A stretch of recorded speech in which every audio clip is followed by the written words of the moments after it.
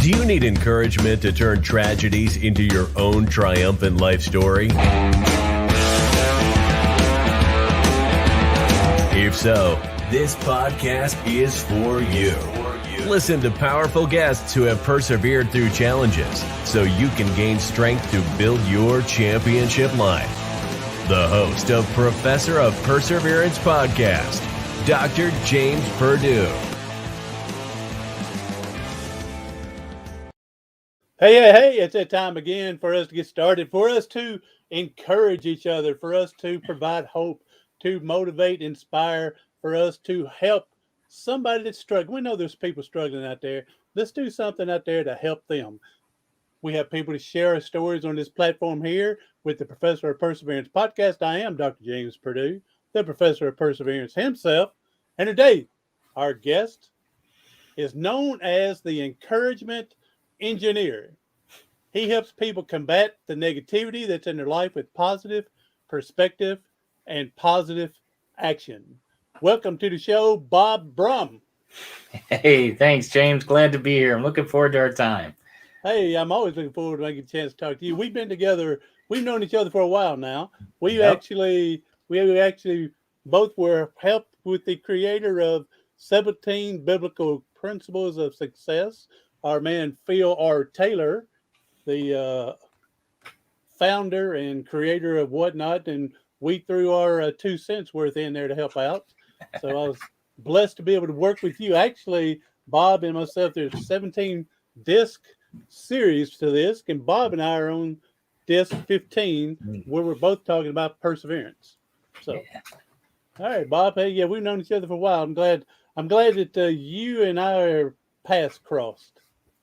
Yes, definitely. You're an inspiration, James, and it's always the humor side enlightens me a lot. So I appreciate your humor in just about anything you go through. Well, I figure if it's not one thing, it's going to be another, right? Yep, you got it. I don't know if you're as old as I am. I don't know if you remember those hee-haw days. On Saturdays, and they had that one skit, if it weren't for bad luck, I'd have no luck at all. And then they would do a humorous joke about something that happened. So I don't know if that's where I got it from, but I mean, you know as well as I do, Bob. You got two choices in life. You can waller around like a pig in mud and get all muddy and nasty, or do the best that we can in life and go from there. And as Zig Ziglar, he said, even being positive doesn't make it nothing's ever going to happen. It just means going through it is going to be easier. But even as you say that, James, think about that. Going through it, that's an action. We've got to take action to keep that positivity going, to keep that positivity in our life, to keep our mind focused on that. And like you said, no matter what we're going through, that action is critical to make that positive happen. We have ideas, we have dreams, and to go after those, we've got to do things. We've got to take action towards those goals, towards those dreams. So you bring up a great point just with a simple quote like that. Yeah. And also, I love it when I'm a Christian, you're a Christian, and I love when you hear people say, I'm putting it in God's hand. All right, now, I understand that. We put it in God's hand, but then God's also telling you, hey, buddy, if you don't take action, if you don't do your part, I can only do so much. Right. Right. So again, he's telling us we got to take action and do what we do as well. So, yes, sir. That's so true. Bob, now, Bob, you got a pretty amazing story at a young age where you went through some trials and tribulations, losing some family members and loving, people you really loved at your life during that time. If you want to tell us that story quickly, please. Sure. Yeah. I started out when I was 6 years old. I lost my mother to cancer. And that same year, my grandmother passed away about a month later. And then my grandfather on Christmas Day that year. And like I said, I was only 6 years old. So it was kind of like, I didn't know what happened. I don't know why. I didn't understand it. But that progressed through my life as I got older because a lot of my relatives were older. My parents were, the generation that lived through the Depression. My dad was a World War II vet. They were older. So I learned a lot of different aspects in my life growing up. And that was a big one that, this is something that's going to occur in your life. And we've got to be able to get through that. Now, I didn't figure that out when I was 6. But as I got older, It was that realization that, hey, things are going to happen. We've got to be able to get through it. I do remember when I was getting dressed at getting ready for my mother's funeral when I was 6, and going into the closet, realizing the sun was coming up. And I thought to myself, she's not here, but that sun's still coming up. The world's still turning. The world's still moving, and we've got to move on from there. And that was something I've carried forward through my life. It's not always easy. No, nothing like that is ever easy. But knowing that we have the ability, that God gave us ability and strength to get through things, that's pretty cool. I mean, and that's a great ease of burden. We don't have to worry about stuff. We don't have to carry this stuff through our life. But keeping the notion that we're built with greatness and that we have abilities to get through these things and keep a focus on that positive growth is critical, I think, in anyone's life, getting through anything. Oh yeah, and exactly that. The same thing. Yeah, it's a hard going through whatever it is. I don't care. I tell people if for example, I'll take anybody's story basically on this platform. If it's a tragedy to them, whether I think it is or not, I'll go and put them on there. And for a simple reason, for example, Bob, if you get up in the middle of the night to go to the bathroom and you stump your toe at 3 a.m. because you got into the what's happened to you? Your toe is throbbing. You probably lost an hour of sleep, but other than that, you're in good shape. I said, but what if that person had brittle bone disease and now he shattered that toe? Or what if he's a hemophiliac and now he's bleeding internally? Or what if he's one of them that's a very rare disease, it's progeria. You know, they're 8 years old, but they look like they're 80. Right. And you know, so I'll take anybody's story basically, because if it's tragedy to them, whether I think so or not.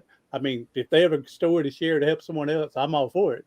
And so the main thing is we need to help each other keep the hope and take action, like you say, and stay positive as much as possible. Well, and that's a good point you bring up. Keep that hope. And I think that's what we try to do with these shows, is encourage people that, you know, we can get through this. You got through your tragedy. And people, if you haven't read his book, I hope you have. It's a great book. It's enlightening, it's funny, and it's hard. But at the same time, it's that story of perseverance and getting through that hard aspect. We all go through things. And hopefully it's not as severe as, you know, some things, but that idea that we can get through it, that's what is that hope. That's that hope that says we can do this. There's better on the other side. There's better stuff ahead. It was interesting. Recently, I was up north in northern Michigan, and there's the Sleeping Bear sand dunes. And when you go on those, it's about a 400 to 500 foot climb up the first hill from the parking lot. And then you go up there and you're, oh, wow, okay, good. I get to, maybe it's the water. You try to get to Lake Michigan. Go to the water. Okay, well, it's just over that sand dune. No, you keep on going. You're going down. You're going up. You're going down. You're going up. Oh, maybe it's over the next one. Oh, maybe it's going down. You know, maybe. And by the time you get there, you walked 1.5 miles up and down these sand dunes. But you got through it. And that beauty you're seeing is worth the walk. And that's what, you know, I think we have in our life, is that beauty we're eventually going to get to is well worth the walk we're going through while we're here on this earth. Yeah, and a friend of mine, I've mentioned him now. I think this will be the third podcast in a row now, Bird Baggett, that, you know, he says, don't give up before the blessings. So when you're talking about this doom walking, you're doing sand dune, I mean, after the first one, you're going, where is it at? We'll go up to second one. Where is it at? Mile and a half later, there it is. So we don't know how long we have to endure through something. Right. But as long as we don't give up before the blessings, we're in great shape. And that's a great perspective to keep. Yeah, that blessing's coming. We know it's coming. Just keep going at it. Keep going. Your hands are going to be sore. Your feet might be sore, you know, but we can do this. We've got that ability within us. And whatever we're going through, we don't have to love it. We don't have to like it. No. I mean, but we do have to accept it to be able to move forward. Because the longer we push it off and ignore it, and things may get worse, things may not get worse. It may just stabilize, but it's not getting any better. So we need to accept things so we know how to fix it to move forward. And that's a good point, because acceptance is part of that knowledge, part of that growth that we receive during this process of whatever we go through.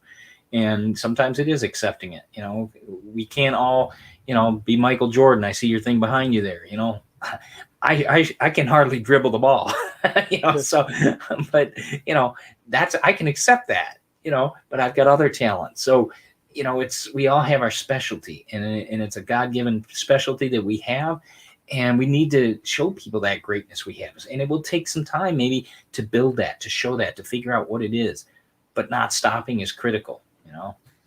Hey, today we're speaking with Bob Brumm, author and speaker and his own podcast host. A couple of his books, I don't have all of them, but a couple of them. Here's Words of Wisdom, 50 inspirational quotes, all right, that'll get you through. And then, what's this other one here, Bob? There you go, A Positive Perspective, or a positive purpose. I'm sorry. Yeah. The other one is The Positive Perspective. And you got a like a remake of the other one, that one. And then here's one to talk a little bit about from your dad, what you learned from your dad, basically. Yeah. And so this what did Dad teach you especially at 6 years old? What was he talking and telling you? Well, and you think about what we went through. I mean, that picture shows him in a service uniform. He went through World War II. He was wounded in Luxembourg and was sent home. Luckily, he was one of the ones that came home. But I saw somebody that went through hardship that, like you said, continued through that path. We don't have to like it. He worked hard. He started his own business. He was just starting that business when my mother passed away. And then also you got two young kids at home, 6 and 8 years old. My brother and I were very young, and he's got to take care of these kids. I saw him persevere through building a business as well as making sure we had food on the table, that we had somewhat of a normal life for what had occurred. And he brought us through that. He showed us the efforts of work. He showed us how to do things that, most people may not have been adapt to be able to do at that time. And we learned the benefits of working hard and getting your hands dirty, doing certain things and figuring out how to do it. And that you would be accountable for your actions. When you say you were going to do something, you better have it done by a certain time when he told you. Otherwise, there's a consequence. And, that was the reality of it. He was old school. It wasn't this, time out, sit in the corner. No, you didn't do it. You usually got, slapped on the backside, and for good reason, because that builds, that idea of do what you say you're going to do. And it helped instill that. So there were some good facts that my dad helped us raise us with that, as my aunt said when he passed away, that's something nobody can ever take away from you because it's in here.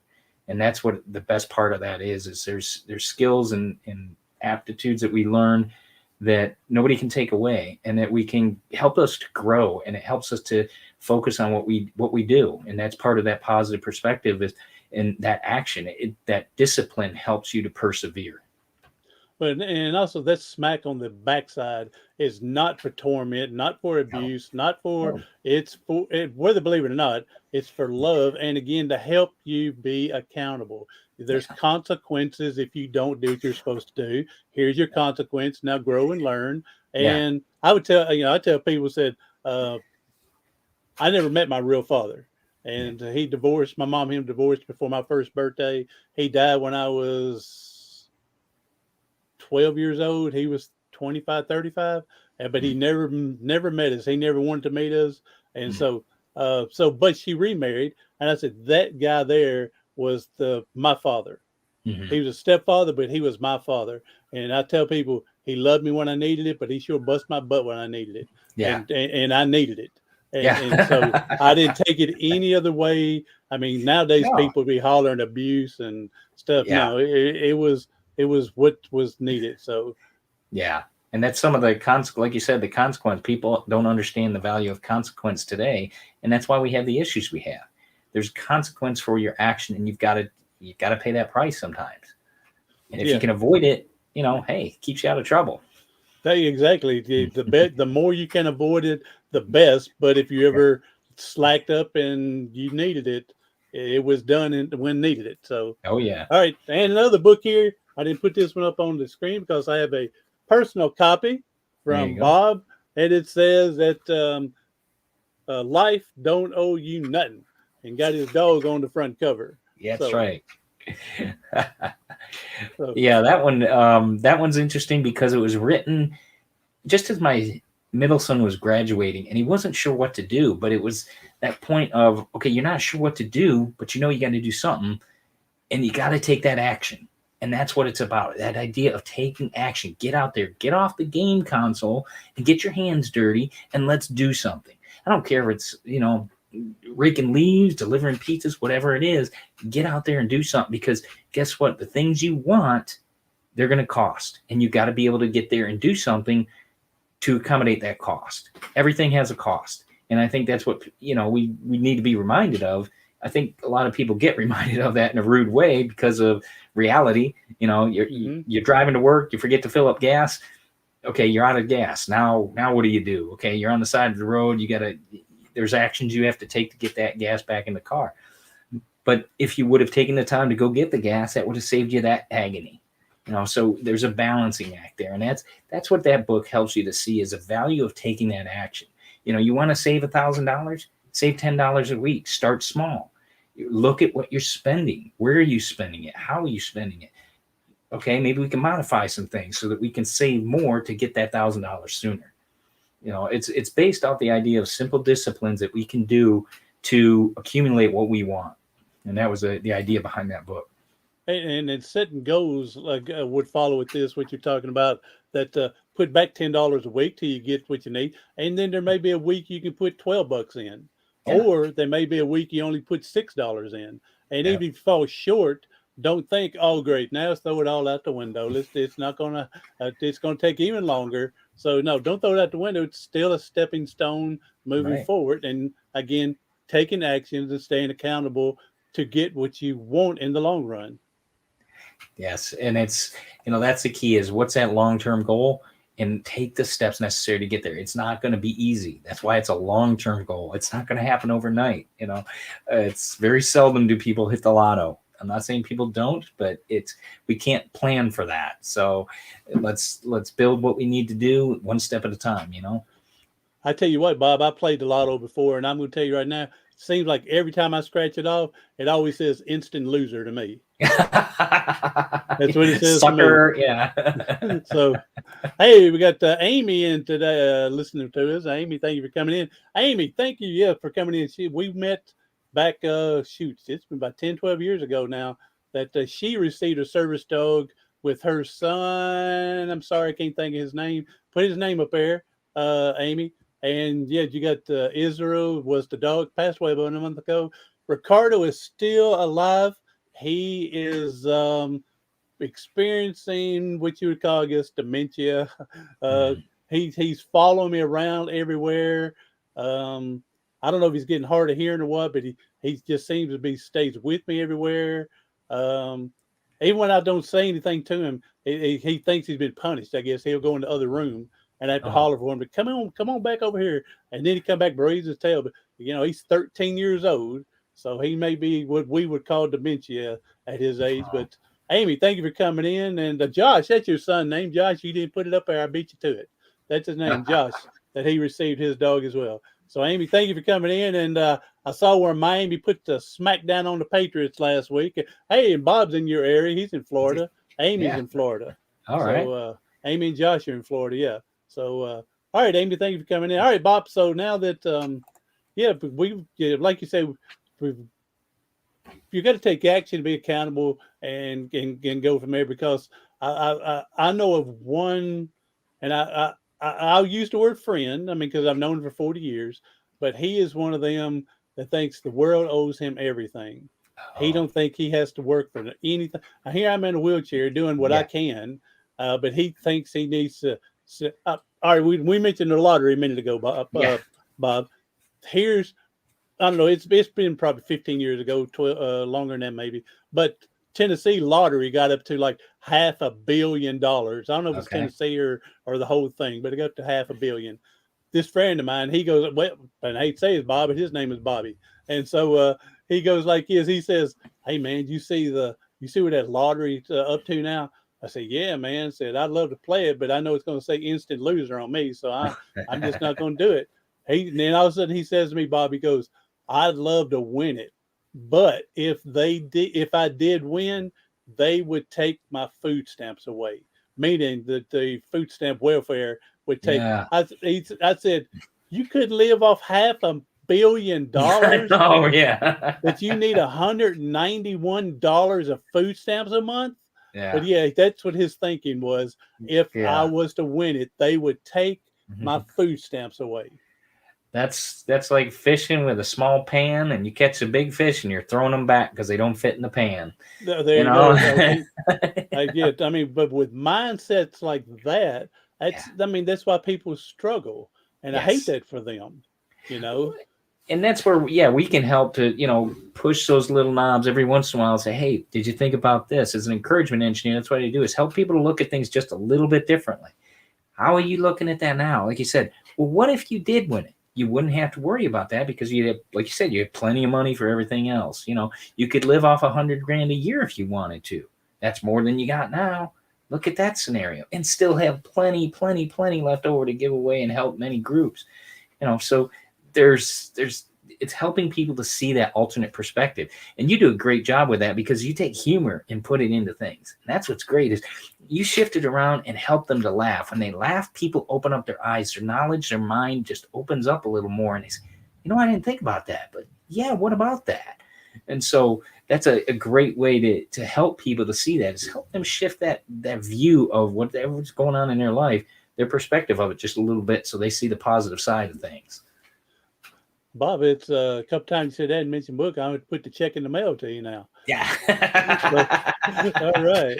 So, all right. So if you could take maybe give us 2 little strategies to help people get started, if you can do that for us. Well, how about we start with, how you start your day? That's always a big one, because people, the alarm goes off. Oh, I got to get up, Well, if you hear the alarm, you have another day. Okay. You're given the opportunity of another day. Start with that gratitude. That's a great thing to start with, because guess what? When you're grateful for what you got, it makes it that much easier to get the things done. There's going to be tasks we have to do. Yeah. Got to get up, use the bathroom, whatever. And then build in some exercise, build some prayer time into your morning. Start your morning off so that you're in strength. You've got, a foundation of gratitude. You've got a foundation of oxygen going through your mind through a little bit of exercise. Then you can, your prayers, you can be thankful for what you have. Be thankful for what's coming that day. Thankful for the abilities you have in the day. That just starts your day off the right way, because later on in the day, I guarantee you something's going to go awry that you got to figure out, fix, or do something with. And when you have that foundation to start your day with a positive perspective, positive actions, positive mindset, that's critical, because where your mind is, your thoughts and actions follow. And when it's positive, that's a great place to be. Follow that positive action. Follow it with positive thought.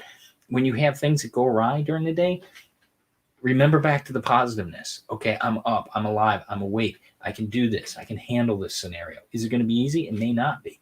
But that's okay. We're still here. We can still handle this and take care of business. I think didn't Zig Ziglar, when you mentioned about the alarm clock going off, that he changed it from alarm clock to opportunity clock or something like that? That's right. That's right. The opportunity clock. Yeah. So, all right, Bob, what's next? Well, another one would be just that idea. Okay, as we're going later on in our day and things go awry, sometimes we got to step back and we got to take that time and breathe. Okay, that could mean literally stepping back and breathing. It could mean going outside and looking at the sunshine, being outside in the fresh air, noticing the green trees, and noticing nature around us. Nature is a great natural element to help us refocus our mind, to not be stressed out. It's a stress reliever. You get out in greenery, you get out in the forest, you see, even just green grass. It's a big help. Get out there and experience that, so your body can be refreshed, your mind can be refreshed, and refocus back to appreciation and gratefulness that we're here, that we can see the bugs crawling across the sidewalk, or a flower trying to grow through a sidewalk, or the green leaves on the trees. Down here in Florida, we get to see a lot of greenery, so I'm fortunate on that. We get to feel the sun. That's always a plus, unless it's 97 degrees out. But hey, with my red hair, that doesn't work so well sometimes. But but those are great things to remind us that we're okay. And then you can come back to the tasks you got to tackle and get those done with vigor. And you'll notice the energy, a little bit more energy you have to accomplish those goals. And that goes back to take time for yourself. Yes. Get out of the hustle and bustle of life. Take time to re-energize yourself do something you love to do something you're interested in. I don't care if it's going to a ball game or Yeah. if you think that you have to go help feed the hungry at a shelter. Whatever it is, it's going to make you re-energized, revigorated. You And got I to think have we've time to you got to have time for yourself, basically. Yeah. Yeah, and I think we've seen the benefits of personal health, if you will, with COVID. We know the value of taking care of yourself is critical.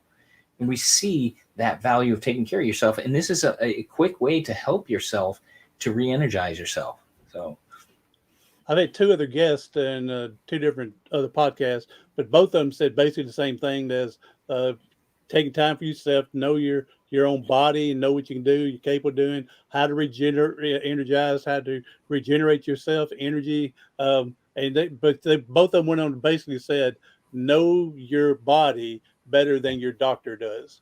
yeah. You know, Yeah. how many people go to the doctor and the doctor says, well, you need to, oh, really? Okay, I didn't know that. You know, Right. you need to know yourself better than he does Yeah. or she. Yeah. Definitely. Because a lot of times they want to push a product to you that may not be the best benefit for you. So Yeah. So it's cool. So, hey, Bob, hey, I appreciate you coming on and sharing your wisdom with us. And hey, don't count yourself short. You got a lot of humor you throw in there too. And you keep me fired and motivated as well. So, and go for it. thanks, James. Hey, go ahead and mention that your any of your social medias, how people can find you. Yeah, they can find me. My website is bobbrummspeaks.com. And my podcast is the Encouragement Engineering Podcast, played wherever you listen to podcasts. And so they can find me out on social media too, at Facebook, LinkedIn, Twitter, Instagram, and even TikTok. I have my videos out there as well. There you go. I haven't experienced TikTok yet. Okay. But Yeah. yeah. Now here's people. To anybody listening now, definitely go to Bob's podcast and sign up for him. Listen to him, download because he gives a daily motivational 1 minute motivation to get you started for the day. And there's your opening at the very beginning of the day. Get up, hit that alarm, that opportunity Opportunity clock, clock. There you that go. as Zig Ziglar would say, and then go and hear your 1 minute inspiration for Bob. You've been doing this 1 minute inspiration motivation for about 3 years now, isn't it? Yeah. Yeah, I have. So I mean, there's plenty of them out there. yeah, well, you have been very consistent with this because I thought about doing something like I was going to call one of them like what was it? Oh, 60 seconds for Mojo. You know, because everybody has 1 minute motivation or 1 minute Yeah. inspiration. So I was going to change it to 60 seconds of mojo. And, Mm. but I don't think I would be, I don't know if I would be, uh, uh, what was the Discipline. consistent, the Yeah.